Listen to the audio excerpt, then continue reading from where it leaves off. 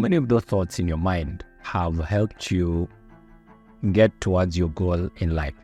And how many of them have hindered you? As I first started to learn the answers to these questions, I was shocked. I had been dating this lovely lady for about 3 years. And during that time, I was this open-minded guy who took everything positively and wanted to believe that everyone around me had good intentions. At one time, she started behaving strangely. She started giving excuses for not spending time with me. She started going to the clubs and spending more time with her male friend. And anytime she was around me, her phone would be on silent mode with the screen facing downward. And all this time, I felt there was something very wrong. But I gave her the benefit of the doubt because she had been a good person to me and I loved her. One day, she brings her laptop to me to have it checked because it had some issues. And while at it, I went to her email inbox, and there I found several Uber ride receipts showing her movements in the late hours of the night and wee hours of the morning, of course. And most of these were between well-known clubs in the city and to estates where she obviously did not live in. So on further digging, I stumbled upon photos, videos, messages, and screenshots of things I wouldn't want to talk about so much in this video. And it's at that moment that it occurred to me that everything I had been suspecting about her was actually true. And from then on, I became an overthinker. I became someone who overanalyzes every small detail. I could not even get along well with my friends and the people around me anymore because I started to overanalyze every single statement from them, every single move they made, and my thoughts were more on autopilot. It was crazy, I must say. I became distracted and unable to focus on anything.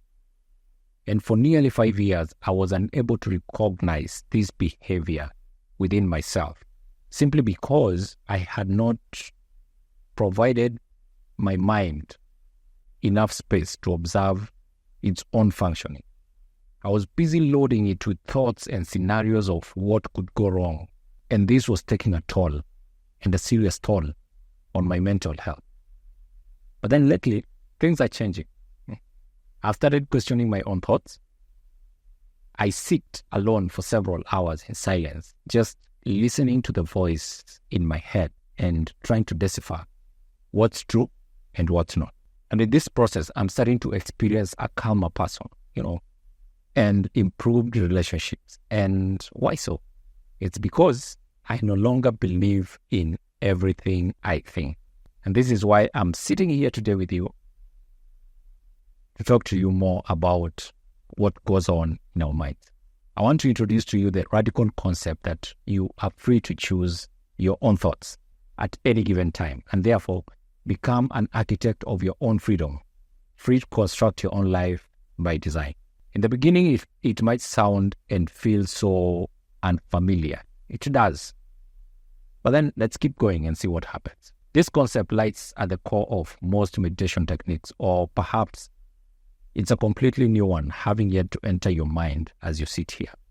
Whether you're a manager, a CEO, or the guy who sells fruits around the corner, I invite you over right now to enter an open state of mind with me for the next couple of minutes, just to see what unfolds.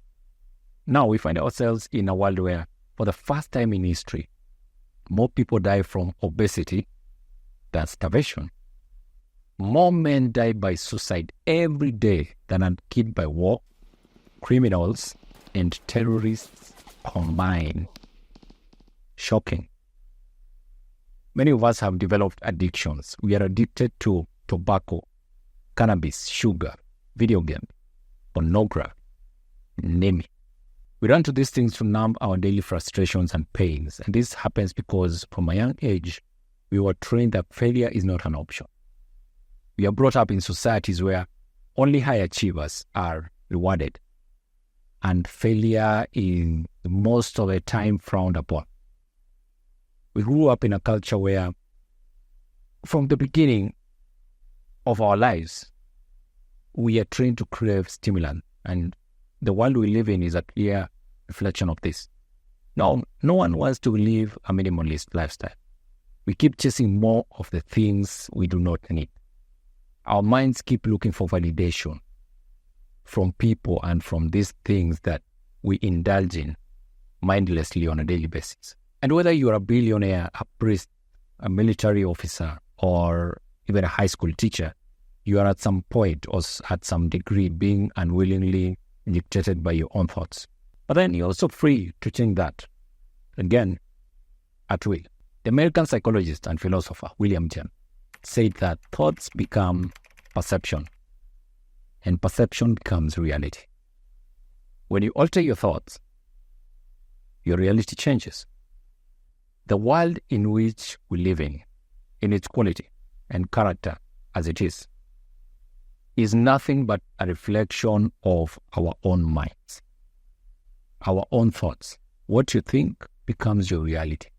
And the only way to influence in which world you want to live in, or in which world you want your children to come and live in, is to learn how to influence your own mind.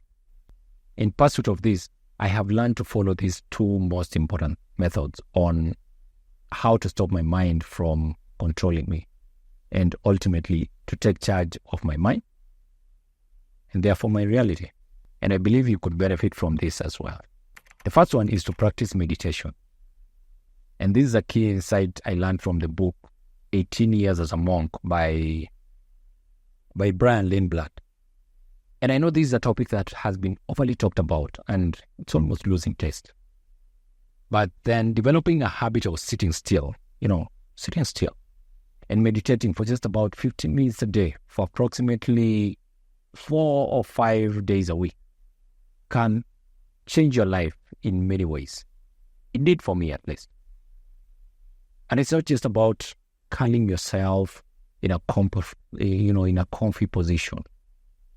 It's more of the art of developing mindfulness. You practice this by consciously directing and maintaining your attention on an unstimulated object, such as your breathing.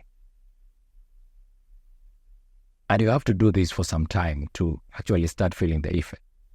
This practice produces a calmer mind, less prone to overreaction, more rational, and you become even a higher performer in whatever you do.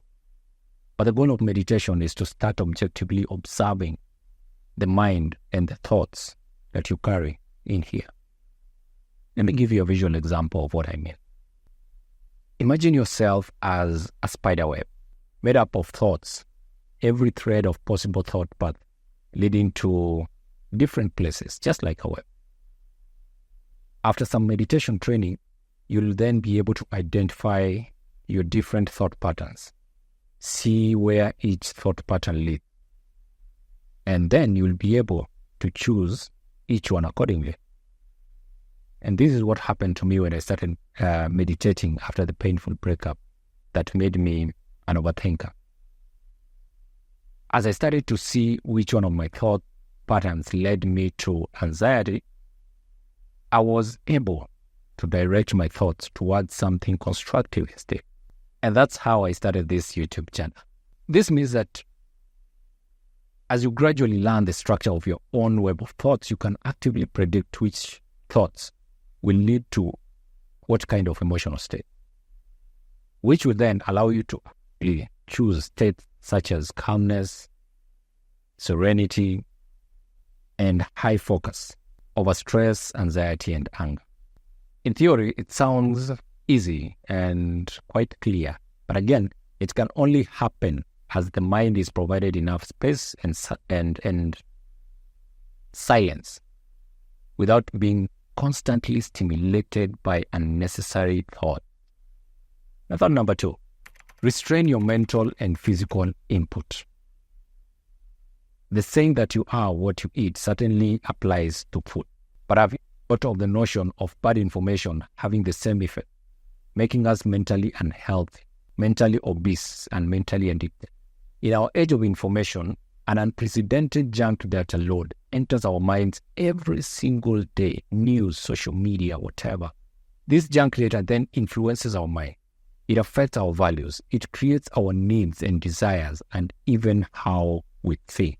It's then my responsibility and yours to carefully feed our minds with selected input.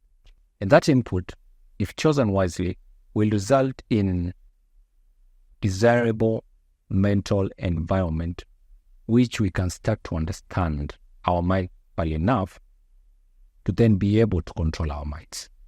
I want you to ask yourself, is it constructive for me to be bombarded daily with the newspaper tabloids of death, sex, fear, and terrorism?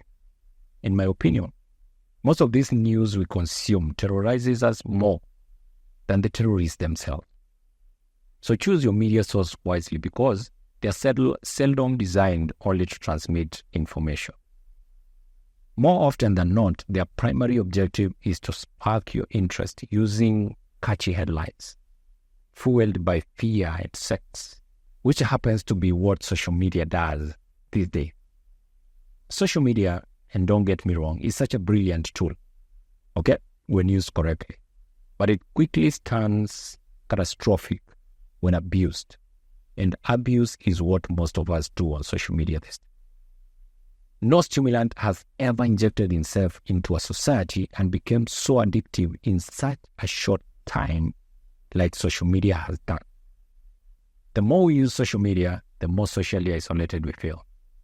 And the more socially isolated we feel, the more we want to use social media. Just like the highs we get from a drug.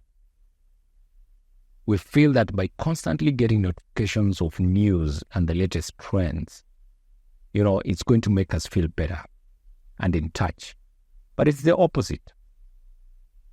It instead makes us waste time, and in the end, we feel so much worthless. And we could start running campaigns and street protests, carrying placards and whatever to ban social media, or social media is bad. But is it something we can achieve? The problem does not lie in the externality, which is social media.